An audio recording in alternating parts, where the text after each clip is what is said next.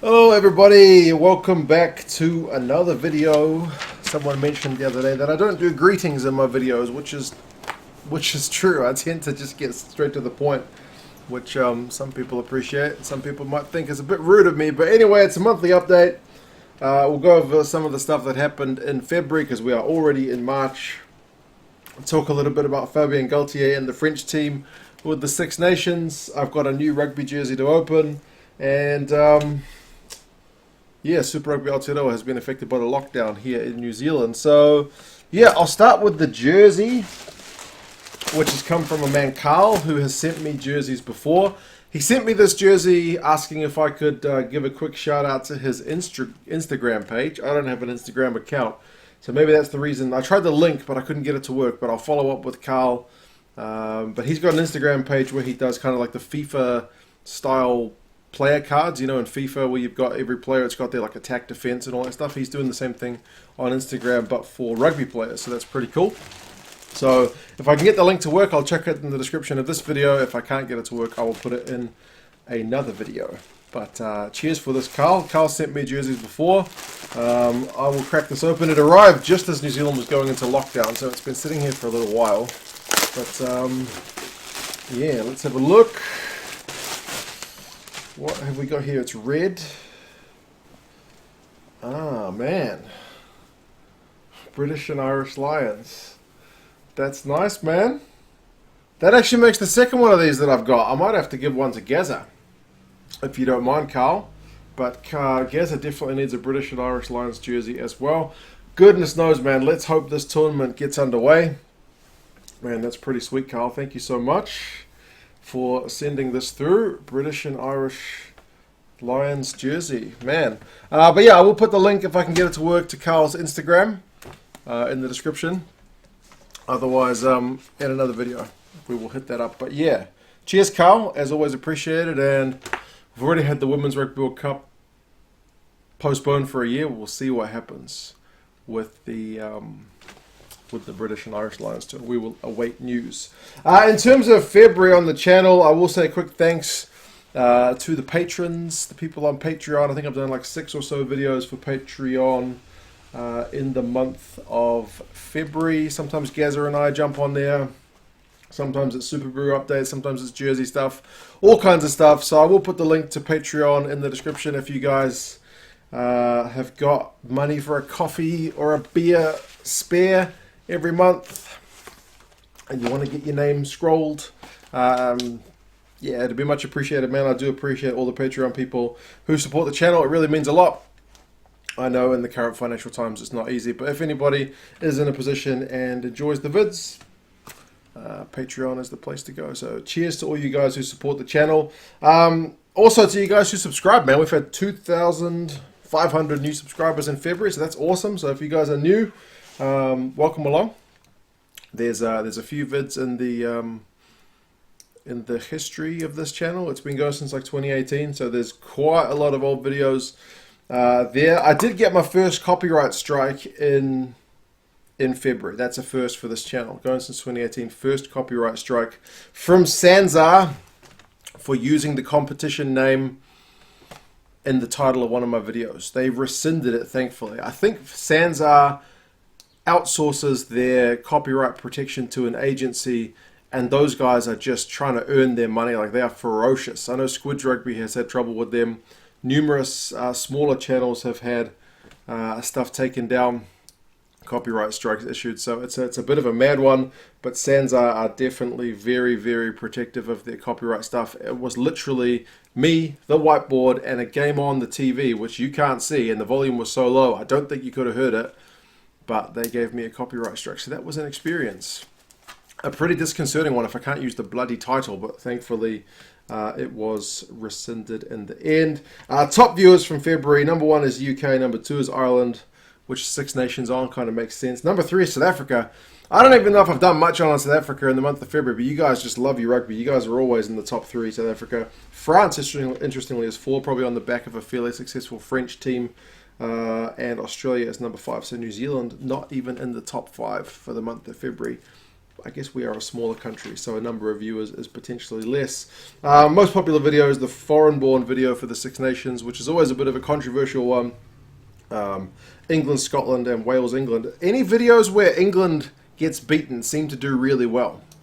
That is also just a thing. Mostly 95% male, but I think 5% female is maybe a record. Have we ever hit 96? Sorry, 6% female, 94% male? I'm not sure. And 25 to 34-year-olds is the most common. 67% of people are not subscribed in the month of February. So if you're not and you're here, why not? Hit that subscribe button. I don't ask for it that often. People who watch my channel also watch Squid Rugby, Rugby Pass, Six Nations, Rugby Analyst, who's another independent kind of YouTuber alongside Squidge, and World Rugby's channel. So mostly big old official rugby channels, but also a couple of independents, which is nice to see as well. So yes, thank you to the patrons once more for the support. It really means a lot. And to you guys for liking the videos, subscribing to the videos, subscribing to the channel, watching the videos, commenting, man, it all means a lot, and I do love the banter that goes on. It has been pretty good recently. Moving on to the news. Fabien Galthié.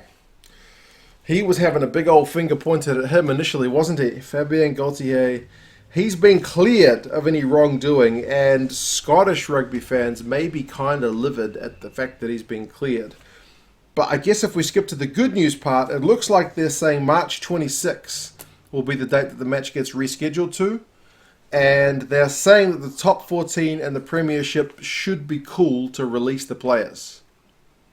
That was the main thing we were worried about, like especially for Scotland, but I guess also for France. If the top 14 refused to release their players as well, we could have been seeing a really interesting game with some players we might not expect to see in their national team's jersey. But if both the Premiership and the top 14 release the players like they are supposed to do, the news is they're going to cooperate, then we should still see a really cracking game between two top sides.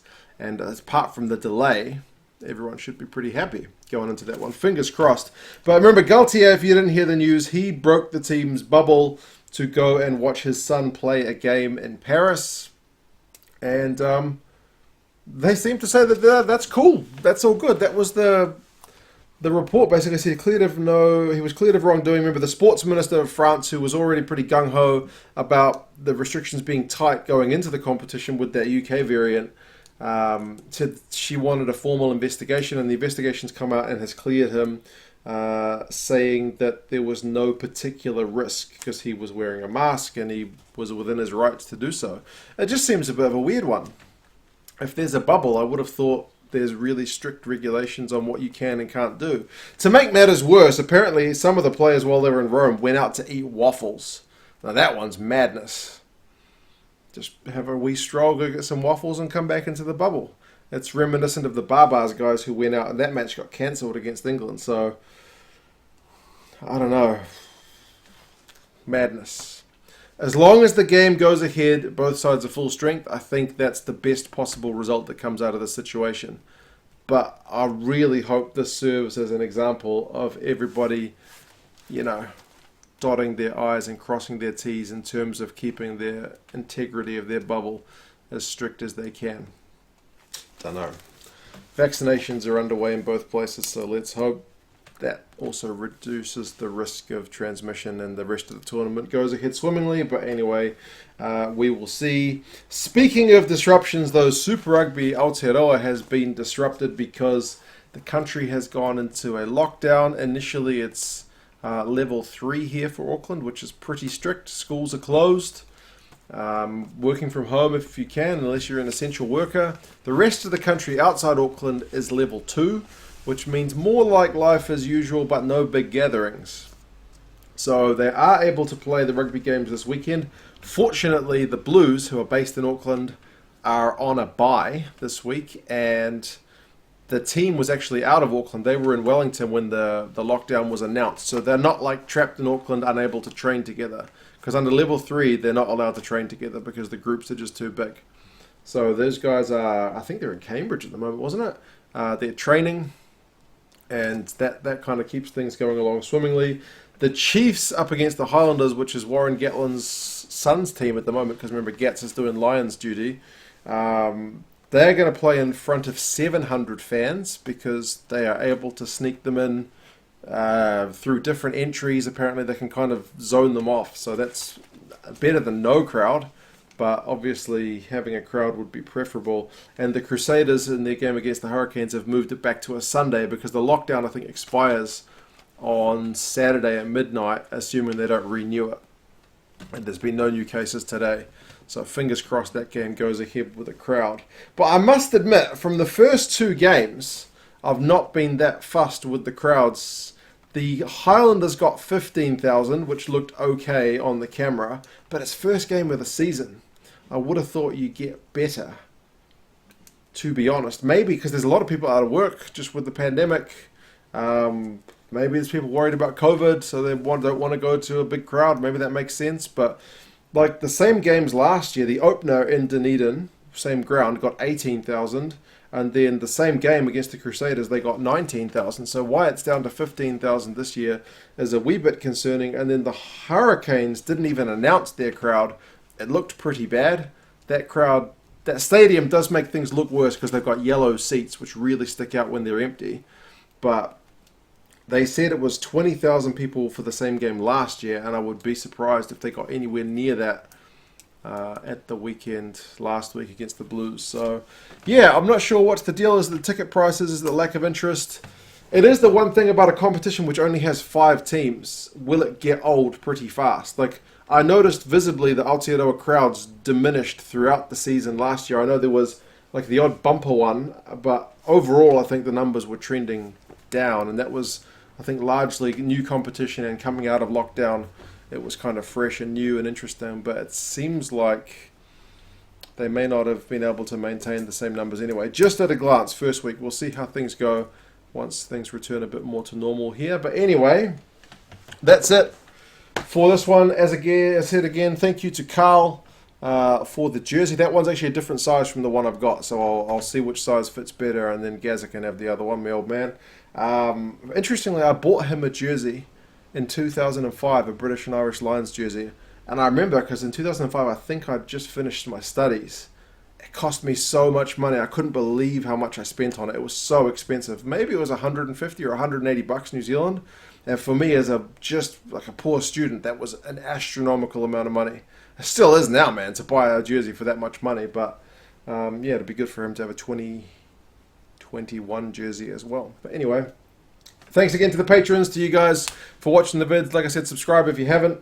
What do you think about Galthié? Do you think it should have been stricter punishment on the French guys, or do you think having the game is still preferable to having it cancelled in Scotland's favour? And yeah, Super Rugby Aotearoa. A few changes for this weekend. Hopefully it goes ahead pretty smoothly throughout the rest, and hopefully we get some better crowds. Anyway, you guys let me know your thoughts. Thanks again, and I'll see you again soon. See you later.